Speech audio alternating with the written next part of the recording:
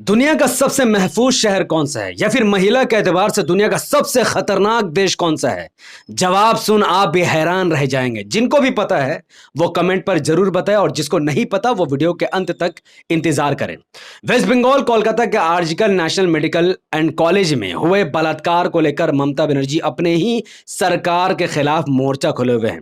Waste Bengal में हुए इस बलात्कार के खिलाफ इंडिया गठबंधन में फूट पड़ती हुई दिख रही है। राहुल गांधी और ममता बनर्जी एक दूसरे के आमने सामने हो चुके हैं। वेस्ट बंगाल कोलकाता में 31 वर्षीय महिला डॉक्टर के साथ हुए बलात्कार को लेकर नरेंद्र मोदी का घटिया बयान सुन आप भी परेशान रह जाएंगे, जिसके बाद पूरे भारत में हिंदू समुदाय के लोग कर रहे हैं शरिया कानून की मांग। पूरी वीडियो को विस्तार से समझेंगे और जानेंगे उससे पहले अस्सलाम वालेकुम रहमतुल्लाहि व बरकात। अल्लाह के नाम से शुरू जो बड़ा कृपालु और अत्यंत दयावान है। मैं हूं मोहम्मद नफीस अंसारी और आप देख रहे हैं द पॉलिटिकल। ये जो तस्वीर आपके सामने दिख रही है ये वेस्ट बंगाल कोलकाता की महारैली है जिसको ममता बनर्जी खुद लीड कर रही हैं। क्योंकि बीते कुछ वक्तों में 9 अगस्त 2024 रात 4 बजे 31 साल के एक महिला डॉक्टर के साथ वेस्ट बंगाल कोलकाता आरजीकर मेडिकल सरकारी हॉस्पिटल में बलात्कार हो जाता है। हालांकि इस बलात्कार में एक व्यक्ति को अरेस्ट भी किया जाता है जिसका नाम संजय राय है। फिर भी ममता बनर्जी की सरकार अब प्रोटेस्ट कर रही है, पर सवाल यह खड़े होता है कि ममता बनर्जी किसके खिलाफ प्रोटेस्ट कर रही हैं। वेस्ट बंगाल में ममता बनर्जी वेस्ट बंगाल की सरकार चलाती हैं, खुद वेस्ट बंगाल की वह सीएम हैं, खुद वेस्ट बंगाल की वो होम मिनिस्टर है, खुद वेस्ट बंगाल की वो हेल्थ मिनिस्टर है।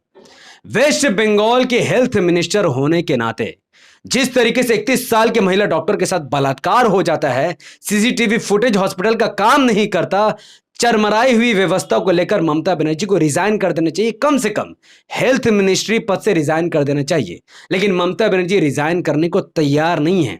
यहां तक कि उसी आरजीकर मेडिकल नेशनल कॉलेज के बाहर जब लोग प्रोटेस्ट कर रहे थे तो बाहर से कुछ गुंडे आते हैं और तांडव मचाते हैं, डॉक्टरों पर हमला करते हैं, पुलिस पर हमला कर देते हैं। यानी वेस्ट बंगाल के होम मिनिस्ट्री पद भी ममता बनर्जी के पास है, वो उस पर भी असफल रही है, लेकिन वो उस पर भी रिजाइन देने को तैयार नहीं है। तो ना वो रिजाइन देने को तैयार है हेल्थ मिनिस्ट्री पोस्ट से, ना वो रिजाइन देने को तैयार है होम मिनिस्ट्री पोस्ट से, लेकिन लोगों को मूर्ख और बेवकूफ बनाने के लिए कोलकाता वेस्ट बंगाल की सड़कों पर रैलियां निकाल रही है और जस्टिस का नारा लगा रही है। इस रैली में वो क्या कहती है आप जानते हैं? वो कहती है, क्यों सीपीएम, कांग्रेस और बीजेपी चुप हैं?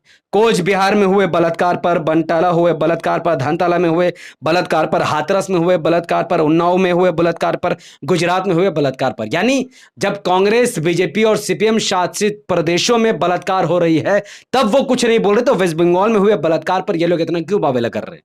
अब सोचिए 31 साल के महिला डॉक्टर के साथ बलात्कार हुआ, उसके मुजरिमों को पकड़ने की जगह, इस्तीफा देने के बजाय ये दूसरे राज्य के सरकारों पर उंगली उठा रही हैं और समझती हैं कि वेस्ट बंगाल के लोग मूर्ख हैं, उनके इस चाल को पता नहीं चलेगा। अरे भैया, तुमसे बेहतर तो असदुद्दीन ओवैसी साहब हैं। असदुद्दीन ओवैसी साहब ना ही तेलंगाना के सीएम है, ना ही इस देश के पीएम है, और ना ही तेलंगाना में उनकी सरकार है, ना ही सरकार में उनको कोई हिस्सेदारी है। वो महज एक मेंबर ऑफ पार्लियामेंट है। फिर भी उनके अंडर हैदराबाद में कभी कोई बलात्कार की खबर नहीं आती, कभी कोई रेप की खबर नहीं आती, डॉक्टर के साथ अन्याय की खबर नहीं आती। उल्टा असदुद्दीन ओवैसी साहब अपनी महज मेहनत से वहां के गरीब महिलाओं के रोजगार के लिए मदद करते हैं। तस्वीरें इस बात की सबूत है। कम से कम ओवैसी साहब से सीखकर ममता बनर्जी को थोड़ा सा आंखों में शर्म की पानी लानी चाहिए और उन्हें इस्तीफा दे देनी चाहिए। खैर, इस मामले पर राहुल गांधी भी काफी भड़कते हुए नजर आ रहे हैं। राहुल गांधी इंडिया गठबंधन के नेता है, ममता बनर्जी खुद इंडिया गठबंधन का हिस्सा है। राहुल गांधी ममता बनर्जी से कहते हैं कि पीड़िता को न्याय दिलाने की जगह आरोपियों को बचाने की कोशिश अस्पताल और स्थानीय प्रशासन पर गंभीर प्रश्न खड़े करते हैं। यानी राहुल गांधी खुद ये मानते हैं कि ममता बनर्जी की सरकार, तृणमूल कांग्रेस की सरकार, वेस्ट बंगाल की सरकार बलात्कारियों को बचाने का प्रयास कर रही है। राहुल गांधी खुद मीडिया में आकर कह रहे हैं और राहुल गांधी के खिलाफ ममता बनर्जी कह रही है कि मैं कांग्रेस से भी पूछना चाहती हूं कि आपके भी तो कहीं जगह सरकारें हैं, आपके राज्यों में जो घटनाएं हुई उन पर तो आपने कुछ कदम नहीं उठाए।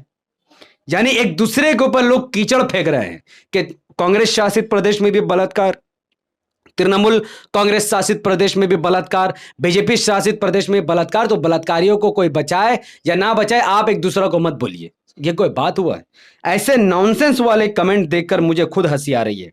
अब अजीब बात तो यह है कि जो वेस्ट बंगाल कोलकाता में 31 साल की महिला डॉक्टर के साथ बलात्कार हुआ, उसका जब ऑटोप्सी रिपोर्ट सामने आया तो हिंदुस्तान टाइम ने छापा है कि ऑटोप्सी जो रिपोर्ट है वो कहता है कि ऐसी पॉसिबिलिटी है कि उस महिला डॉक्टर के साथ एक व्यक्ति ने नहीं बल्कि 2-3 लोगों ने बलात्कार किया है। यही वजह है कि जब एक आरोपी संजय रॉय पकड़ा जाता है, गिरफ्तार कर लिया जाता है और कोलकाता पुलिस कहती है कि उसने मान लिया है कि उसी ने बलात्कार किया है, किसी और ने नहीं किया है, तो इस मामले पर डॉक्टर आखिर प्रोटेस्ट क्यों कर रहे हैं? अगर बलात्कारी पकड़ा जा चुका है तो डॉक्टर इसलिए प्रोटेस्ट कर रहे हैं क्योंकि डॉक्टर का मानना है कि वो अकेला बलात्कारी नहीं है, बल्कि उसके साथ साथ कई बड़े लोगों का हाथ है जिनका ताल्लुक पॉलिटिकल नेताओं से है, तृणमूल कांग्रेस सरकार से है, सरकार के मंत्रियों से है। इसीलिए वेस्ट बंगाल कोलकाता आर्जिकल मेडिकल कॉलेज एंड हॉस्पिटल के जो डॉक्टर और कर्मचारी है वो इस वक्त प्रोटेस्ट कर रहे हैं कि असल में जो मेन खिलाड़ी है वो अभी बाहर घूम रहा है और एक प्यादा को पकड़कर उसे फांसी पर चढ़ाने की बात की जा रही है। वैसे तो देश भर में बलात्कार की खबरें काफी चरम पर है, जैसा कि 11 साल की लड़की के साथ मुंबई में स्कूल टीचर ने बलात्कार किया, 22 साल की औरतों के साथ गैंगरेप हुआ उत्तर प्रदेश में, नर्स को एक रेप कर दिया गया झारखंड में। उसके अलावा पूरे भारत में हर राज्य से बलात्कार की घटना सामने आ रही है जिसमें नरेंद्र मोदी जी का बहुत बड़ा फेलियर है और ऐसे बढ़ते हुए बलात्कार में नरेंद्र मोदी जी का बहुत बड़ा हाथ है। इसलिए है क्योंकि नरेंद्र मोदी जी लाल किले में चढ़कर बलात्कारियों के लिए क्या बयान देते हैं आप जानते हैं? मोदी जी कह रहे थे 15 अगस्त के दिन कि मैं कहना चाहूंगा कि जब बलात्कार की घटनाएं होती हैं तो वो मीडिया में छापा रहता है, लेकिन छाया रहता है, लेकिन जब ऐसे राक्षसी कृत्य करने वाले को सजा देनी होती है तो यह खबर नहीं बनती है। मुझे लगता है कि समय आ गया है कि जब ऐसे कृत्य करने वालों की खबरें बने और ये डर बनाना बहुत जरूरी है। यानी जब बलात्कार होता है तो मीडिया में छाया रहता है कि बलात्कार हुआ, किसके साथ हुआ, किसने किया, कौन है, लेकिन जब बलात्कारियों को सजा मिलती है तो मीडिया कुछ नहीं बोलती है। हालांकि मोदी जी झूठ बोल रहे हैं। गुरु राम रहीम जो एक नंबर का बलात्कारी, सुप्रीम कोर्ट ने माना कि इसने बलात्कार किया है, इसको फांसी की सजा दिलाने की बजाय पॉलिटिकल पावर की वजह से गुरमीत राम रहीम को फिर से बेल दे दिया गया है। तो क्या मीडिया नहीं छाप रही है? आप तो सजा ही नहीं दे पा रहे भाई बलात्कारियों को। अरे इसे तो छोड़ो, इसे तो बेल मिला कम से कम।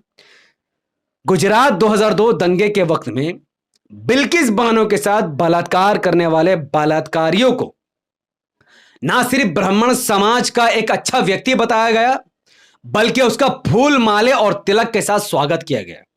अगर नरेंद्र दामोदर दास मोदी जी की सरकार गुजरात 2002 दंगे के दरमियान एक महिला बिल्किस बानो के साथ हुए बलात्कारियों को फांसी के तख्ते तक पहुंचा देती या फिर उसे रोड में लाकर उसका कत्लेआम कर देती या लोगों के सामने उसे फांसी में चढ़ा देती तो आज देश भर में यह बलात्कार उफान नहीं मचा रहा होता।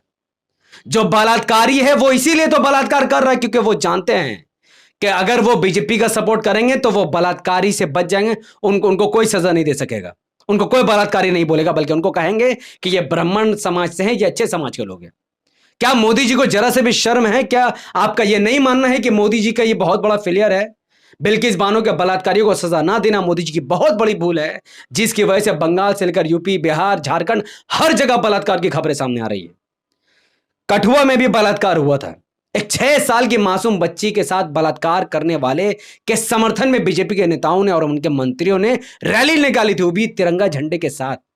तो जब बलात्कारियों के समर्थन में बीजेपी के नेता रैली निकालेंगे, बलात्कारियों के समर्थन में उनको तिलक और फुलमाला पहनाया जाएगा, तो फिर कैसे बलात्कारियों को सजा दी जाएगी और कैसे भारत में बलात्कार रुकेगी? इसीलिए यही वजह है कि भारत के हिंदू भी यह समझ चुके हैं कि भारत में इस वक्त शरिया कानून की जरूरत है। एक व्यक्ति है ओम विकास, वो कहता है कि सऊदी अरब, ईरान, चाइना, यूएई, अफगानिस्तान जैसे कंट्रीज में, majority of the Muslim countries में फांसी की सजा दी जाती है, बलात्कारियों को चौराहे पर लाकर मौत के घाट उतार दिया जाता है। ऐसा ही शरिया कानून भारत देश में भी आनी चाहिए। सिर्फ यही नहीं, एक कार्ती नाम का भी एक व्यक्ति है, वो भी यही कहता है कि सऊदी अरबिया, इजिप्ट, अफगानिस्तान जैसे मुस्लिम देशों में अगर बलात्कारियों का सर धड़ से अलग कर दिया जाता है तो फिर भारत में ऐसा कानून क्यों नहीं आता? क्योंकि वह भी समझ चुके हैं कि भारत को अब शरिया कानून की जरूरत है। कुछ मामलों में शरिया कानून को लाना चाहिए, बलात्कार के मामले में शरिया कानून के तहत ही सजा देनी चाहिए। अब जो लोग रवीश कुमार जी के फॉलोअर्स हैं उनसे मेरी दरखास्त है कि आप इस वीडियो को मत देखिए, क्योंकि वो रवीश कुमार जो हर बलात्कार के मुद्दे को उठाता है और बीजेपी के ऊपर चढ़ चढ़ कर बातें करते हैं, और आप पसंद, हम भी पसंद करते हैं।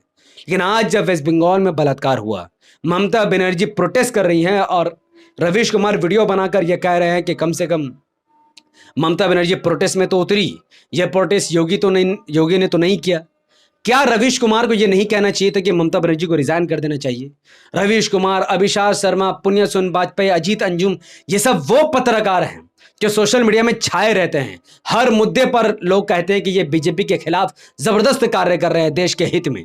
लेकिन आज जब ममता बनर्जी की बात है, सब के सब चुप बैठे हुए हैं, सबकी बोलती बंद है। किसी के अंदर हिम्मत नहीं है कि वो ममता बनर्जी को रिजाइन करने की बात करे। हो सकता है कि इनकी फंडिंग कहीं से चलती होगी। भैया, हमारी फंडिंग तो कहीं से नहीं चलती है, इसीलिए टीएमसी हो, बीजेपी हो, कांग्रेस हो, सीपीएम हो, जहां कोई गलत करेगा उसके खिलाफ वीडियो बनाएंगे और आवाज उठाएंगे। लेकिन इन जैसे पत्रकारों का क्या, जिसे लोग मसीहा समझ रहे हैं, लेकिन जब बंगाल में बलात्कार की बात आई तो ये बंगाल के सीएम से इस्तीफे की मांग नहीं कर रहे हैं, बल्कि ये एक प्रोटेस्ट को सही नजरिए से दिखा रहे हैं। खैर, जैसा कि आपसे पूछा था कि विश्व के सबसे सुरक्षित शहर कौन से हैं, तो उसका जवाब है विश्व का सबसे सुरक्षित और महफूज शहर है अबू धाबी। इसमें मुंबई आता है 33वें नंबर पर, दिल्ली आता है 44 नंबर पर, जिस शहर में बलात्कार हुआ कोलकाता वो आता है 34 नंबर पर, और दूसरे नंबर पर आता है ताइपे, और 3 नंबर पर आता है दोहा, और 4 नंबर पर दुबई। यानी टॉप 4 में तो 3 मुस्लिम कंट्रीज ही है, क्योंकि वहां पर शरिया कानून है। और दुनिया का महिलाओं के लिहाज से सबसे खतरनाक देश अगर कोई है तो नंबर 1 पर भारत को बताया गया है। ये काफ़ी शर्म की बात है। दूसरे नंबर पर अफगानिस्तान, तीसरे नंबर पर सीरिया, सोमालिया, सऊदी अरब, इसमें भी कई मुस्लिम कंट्रीज का भी नाम है। तो जिसको सही जवाब पता था, जिसने सबसे पहले कमेंट में सही जवाब बताया है, मैं उसका कमेंट को इंशाल्लाह पिन कर दूंगा ताकि लोग उनकी प्रशंसा कर सके। इस वीडियो से आप अगर इत्तेफाक रखते हैं और आप भी चाहते हैं कि ममता बनर्जी को इस्तीफा दे देनी चाहिए, मोदी जी के गलत काम की वजह से आज बलात्कारियों को समर्थन मिल रहा है और बलात्कारी बलात्कार किए जा रहे हैं, तो आप सब इस वीडियो को लाखों लोगों तक जरूर पहुंचाइए।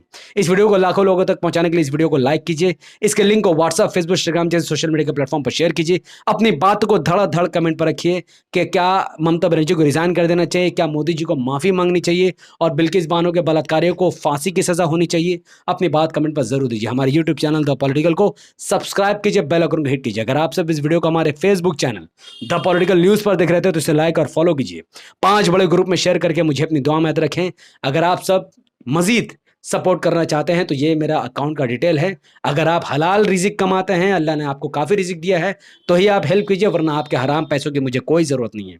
वाखिरु दवाना अनिल हम्दुलिल्लाहि रब्बिल आलमीन। अस्सलामु अलैकुम वरहमतुल्लाहि वबरकातुहू।